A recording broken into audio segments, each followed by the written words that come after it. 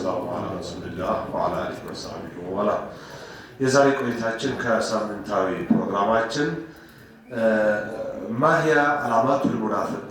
ያስመሳይ ምልክቶች እነማን ናቸው ወይም ምንድን ናቸው የሚል የምንመለከተው ያን አስመልክቶ ከአብዱላህ ብን ዑመር የተዘገበ ሐዲስ አለ። ከአብዱላህ ብን ዐምር عن عبد الله بن عمرو رضي الله عنه قال قال رسول الله صلى الله عليه وسلم أربع من كن فيه كان منافقا خالصا ومن كانت فيه خصلة منهن كانت فيه خصلة من النفاق إذا أؤتمن خان وإذا حدث كذب وإذا عاهد غدر وإذا خاصم فجر متفق عليه. والكذب يشمل الكذب على الله كما قال تعالى ومن أظلم ممن افترى على الله الكذب وهو يدعى إلى الإسلام والله لا يهدي القوم الظالمين. ويشمل الكذب على رسول الله صلى الله عليه وسلم كما روى أبو هريرة وعلي ومغيرة بن شعبة أن النبي صلى الله عليه وسلم قال من كذب علي متعمدا فليتبوأ مقعده من النار. وفيه حديث عبد الله بن مسعود إياكم والكذب فإن الكذب يهدي إلى الفجور وإن الفجور يهدي إلى النار ولا يزال الرجل يكذب حتى ويتحرى الكذب حتى يكتب عند الله كذابا. ويشمل الكذب أيضا الكذب على بني آدم كما قال تعالى إن الذين يرمون المحصنات إن الذين يرمون المحصنات إن الذين يرمون المؤمنات بغير ما اكتسبوا فقد احتملوا بهتانا وإثما مبينا. የዛሬው ቆይታችን የአስመሳይ ምልክቶች ምንድናቸው የሚል ሲሆን የአብዱላህ ኢብኑ ዑመር ሐዲስ ኢብኑ ዐምር ሐዲስ ያመለክታል። ምን ይላሉ አብዱላህ ኢብኑ ዐምር قال قال رسول الله صلى الله عليه وسلم ረሱል አሉ ይላሉ። ምን አሉ ረሱል? አርባዑን አራት ነገሮች من كن فيه በሱ የተገኙበት ሰው ካነ ሙናፊቀን ኻሊሰን ጥርት ያለ አስመሳይ ሆነዋል አሉና አራቱንም ነገሮች መዘርዘር ጀመሩ። إذا أؤتمن خان أدرى سيكمتبت يكدان وإذا حدث كذب سيناغر يواشال وإذا عاهد غدر قال كغبا يا فرسال وإذا خاصم فجر سيكراكر بوشت يكراكرال قالوا متفق عليه هنا حديث ነው። ከነዚህ መካከል እንደው ለየት አድርገን ውሸት የምትለዋን እንኳን ዘርዘር አድርገን ለመመልከት ብንሞክር ሰፋ ያለ ነው። ወደዛ ከመግባታችን በፊት ግን አማና የሚለው ነገር የቁሳቁስ አማናም ይገባል፣ የምስጢር አማናም ይገባል፣ የኃላፊነት አማናም ይገባል፣ የአላህ አማናም ይገባል። ዲንን እስላምን ያዙ ማለት ለኛ የተሰጠ አማና ነው። የግለሰብ አማናም ይገባል እና የቤተሰብ አማና ሁሉንም ያካትታል ማለት ነው። ስለዚህ በአማና የምንገኝ ሙስሊሞች መሆን ካልቻለን፣ አማናን መጠበቅና መመለስ ካልቻለን፣ ምስጢር መጠበቅ ራሱ አማና ነው እና ይሄንን ባጎደለ ቁጥር አማናውን ያጎደለ የአስመሳይነት ምልክት ያለበት ሰው ሆነናል ማለት ነው። እንደው አራቱ ካሉበት ጥርት ያለ ሙናፊቅ ሆነዋል አሉና إذا كانت فيه خصلة منهن كانت فيه خصلة من النفاق ከእነዚህ አራት አንዱ ከተገኘበት አሉ ረሱል አለይሂ ሰላቱ ወሰላም ጥርት ያለ አስመሳይ ሆነዋል አሉ። ذاتو من حتى يدعها ይላሉ መጀመሪያ ላይ አራቱ ነገሮች ያሉበት ሰው አርባው መንኩን فيه كان منافقا خالصا حتى يدعها እስኪ ተዋቸው ድረስ ጥርት ያለ ሙናፊቅ አስመሳይ ሆነዋል ይሉና ሲናገር ምንድነው ቃል አደራ ተሰጥቶት የሚበላ የማይመልስ የሚቀዳ ሲናገር የሚዋሽ እና ቃልን የሚያፈርስና ሲከራከር በውሸት የሚከራከር ይላሉ። ቃል ማፍረስ ከሚባለው ውስጥ አንዱ እዚህ ጋር እንገናኝ ብሎ ሳይገናኙ መቅረት፣ ይሄን አደርጋለሁ ብሎ ሳያደርግ መቅረት፣ ይሄን እሆናለሁ ብሎ ሳይሆን መቅረት፣ ተቀጣጥሮ መጥፋት፣ ቃል ገብቶ ማፍረስ፣ እነዚህ ሁሉ ይካተታሉ። ሌላው ሲናገር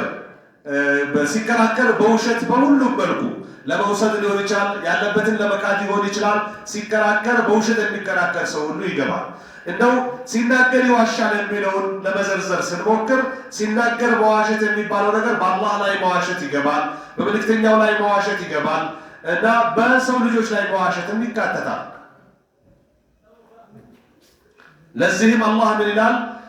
ወመን አظለሙ ማን እጅግ ግፈኛ አለ ሚመን ኢፍተራ ዐለ ላሂ الكذب بالله لا وشت كتف سو بلا إلى وهو يدعى إلى الإسلام سوى الإسلام إنه يتجابز يتترى ناود حق ناود القرآن حديث يتبالا بالله لا يالا لون إمدال عادرقو يالا لون إمدال عادرقو كم الشبلاي እጅግ ግፈኛ ማን አለ ይላል ማንም የለም ነው መልሱ والله لا يهدي القوم الظالمين ግፈኛ ሰዎችን ወደ ቀና መንገድ አይመራቸው አላህ ላይ የሚዋሽ ሰው ግፈኛ ነው አላህ አይመራውም ይያለ ነው ውሸት በረሱል አለይሂ ሰላቱ ወሰላም እንደዚሁ ውሸት ነው የሚሆነው ይህን አስመልክቶ ረሱል በብዙ መልኩ ገልጸውታል በብዙ ሐዲሶች አሊ ኢብኑ አቢ ጣሊብ ሙግረቱ ብን ሹዕባ አቡ ሁረይራ በዘገቡት ሙተፈቅ ዐለይሂ በሆነ ሐዲስ ምን ይላሉ من كذب علي متعمدا እኔ ላይ ሆን ብሎ የዋሸ ሰው فليتبوأ مقعده من النار ከእሳት መቀመጫውን ያዘጋጅ ይላሉ እርሳቸው ያሉትንም አላሉ ብሎ ይዋሽ ያላሉትንም ብለዋል ብሎ ይዋሽ በረሱል ላይ የዋሸ ሰው በዲን እስላም ላይ የዋሸ ሰው እሳት መቀመጫውን ያዘጋጀ ነው ይላሉ ሌላው በሁሉም ላይ መዋሸትን ደግሞ በማንኛውም ሁኔታ መዋሸት አደጋ እንዳለው አብዱላህ ኢብኑ መስዑድ በዘገቡት ሙተፈቅ ዐለይሂ በሆነ ሐዲስ ምን ይላሉ ኢያኩም ወልከذب ተወናንተና ውሸት በአንድ እንዳትዋሹ وإن الكذب يهدي إلى الفجور ውሸት ወደ ወንጀል ነው የሚመራው وإن الفجور يهدي إلى النار ወንጀል ደግሞ ወደ እሳት ነው የሚያመራው አሉና ولا يزال الرجل يكذب حتى يكتب ويتحرى الكذب አንድ ሰው የሚዋሽና ውሸትን የሚከታተል ከመሆን አይወገድም حتى يكتب عند الله كذابا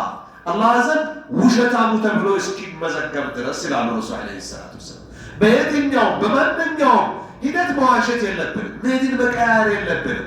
ውሸት ማሳመኛችን ማድረግ የለብንም በግለሰብ መዋሸትም ልክ እንደዚሁ إن الذين يرمون المحصنات بغير ما اكتسبوا ጥብቅ ሴቶችን ባልሰሩት ነገር የሚሰድቡ ሰዎች አላህ فقد احتملوا بهتانا وإثما مبينا በርግጥ ተሸክመዋል ያልሆነ ቅጥፈት እና እንደዚሁም ደግሞ ከባድ ወንጀልን ተሸክመዋል ይጠብቃቸዋል እያንዳንዱን ሰው ባጣጣልከው ባራከስከው ያላለውን ብሏል ያላረገውን አርጓል ያልሆነውን ሆኗል ባልዋለበት ውሏል ባልከ ቁጥር ነገ አላህ ፊት ይጠየቃል ነው ይያለ ያለው አላህ Subhanahu Wa Ta'ala ስለዚህ ውሸት በሁሉም መልኩ የተወገዘ ነው አደራ መብላትም እንደዚሁ ቃል ማፍረስም እንደዚሁ እና ሲናገሩ በውሸት መከራከርም እንደዚሁ ይህ ማለት ትልቁ ንፋቅ ከሆነ ሙሉ በሙሉ ከእስላም ያወጣል ውስጡ ያላመነ ከሆነ ውስጡ ከፍሮ እያለ ከሆነ እነዚህ አራት ነገሮችን የሚሰራው ሙሉ በሙሉ ከእስላም ይወጣል ግን ውስጡ አምኖ ነፍስያና ሸይጣን አሸንፎት የሚሰራ ከሆነ ለአላህ የምንተወው ይሆናል ማለት ነው ንፋቅ ውስጥ ገብተሃል እያልን ተመለስ ልንለው እንችላለን እና ወንጀለኛ ነህ አላህ ይጠይቃል ይተቀጣበታል ይሄ ነገር ከአላህ ያጣላሃል እንላለን እንጂ ሙሉ ስለተገኘበት ብቻ ከእስላም ወጣሃል አንድንም እንደ አህለ ሱና ወል ጀማዓ ይላሉ እስላማዊ ሊቃውንቶች ማለት ነው ስለዚህ በተቻለን መጠን በምንም መልኩ ስንነግድ ስንገዛ ስንሸጥ በሁሉም መዋሸት ይቻላል ስትገዛ በዚህ ያዋጣኝ ብላ ሚላ አይማስቀነስ ማድረግ ስትሸጥም ባመጣሁበት ነው የሚሸጥልህ ከስር የገድል በልብዬ ነው እያልክ የማልከ መሸጥ መማሉ ሌላ ወንጀል ነው መዋሸቱ ሌላ ወንጀል ነው